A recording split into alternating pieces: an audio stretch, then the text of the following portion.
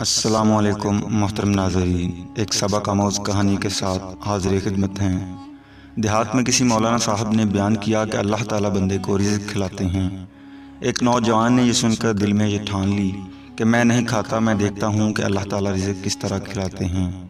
چنانچہ اگلے دن اس نے بھوک ہڑتال کر دی، لیکن بیچاری ماں تو ماں ہوتی ہے۔ اس نے پراٹھا بنایا اور سالن کے علاوہ مکھن اور چینی بھی ساتھ رکھ دی۔ اس نے بیٹے سے کہا، بیٹا کھا لو۔ بیٹے نے کہا، نہیں میں نہیں کھاتا۔ وہ منت سے ماجت کرتی رہی، لیکن وہ کہتا رہا کہ میں نہیں کھاتا۔ جب اس نے بار بار کھانے کو کہا تو تنگ آ کر گاؤں سے باہر درختوں کے جھنڈ میں جا کر لیٹ گیا اور یہی سوچتا رہا کہ میں دیکھتا ہوں کہ آج اللہ تعالیٰ مجھے کیسے کھلاتے ہیں۔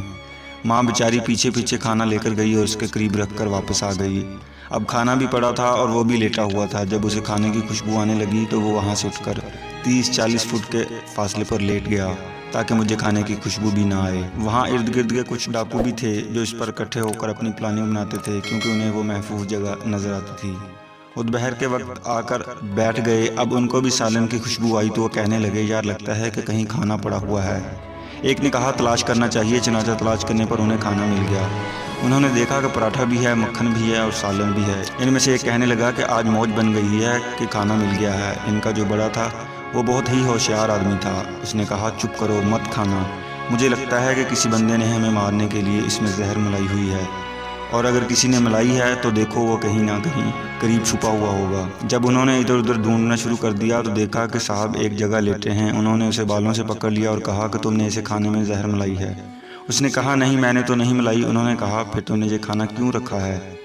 لگتا ہے کوئی تمہارے ساتھ مکر کر رہا ہے۔ انہوں نے متفقہ طور پر یہ فیصلہ کیا کہ اس کو پہلے کھانا کھلایا جائے۔ چنانچہ انہوں نے اسے کھانا کھلانے کو کہا تو وہ کہنے لگا، جی میں نہیں کھاتا۔ اب ان کو پکا یقین ہو گیا کہ اس میں زہر ہے۔ انہوں نے پھر کہا، پہلے کھاؤ۔ اس نے پھر وہی جواب دیا۔ اس کے بڑے نے کہا، 2 جوتے لگاؤ پھر کھائے گا۔ لو اب اس سے جوتے بھی رسید ہونا شروع ہو گئے، لیکن وہ کھانا کھانے سے انکار ہی کرتا رہا۔ جب دو حساب جوتے لگنے لگے تو کہنے لگا، جی معاف کر دیں میں کھاتا ہوں۔ اس کے بعد اس نے ان کو پورا واقعہ بھی سنایا اور ان کے ساتھ مل کر روٹی بھی کھائی۔ پھر انہوں نے اسے چھوڑ دیا۔ جب اس کی اچھی خاصی مرمت ہوئی تو اس کے جسم پر جوتوں کے نشان پڑ گئے اور بیچارہ دردوں کے ساتھ گھر واپس آیا۔ ماں اس کی یہ حالت دیکھ کر خاموش ہو گئی۔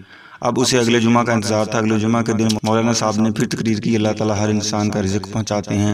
بیان اور نماز کے بعد فارغ ہوئے تو مولانا صاحب کے پاس جا کر کہنے لگے، مولانا آپ ادھورے مسئلے بیان نہ کیا کریں۔ انہوں نے کہا، میں تو پورے مسئلے بیان کرتا ہوں، آپ کہنا کیا چاہتے ہیں؟ وہ کہنے لگا کہ آپ نے پچھلی دفعہ کہا تھا کہ جس کا رزق ہو اللہ تعالیٰ اس کو پہنچا کے رہتے ہیں۔ انہوں نے کہا، ہاں یہ پوری بات تو ہے۔ وہ کہنے لگا، جی نہیں یہ پوری بات نہیں ہے۔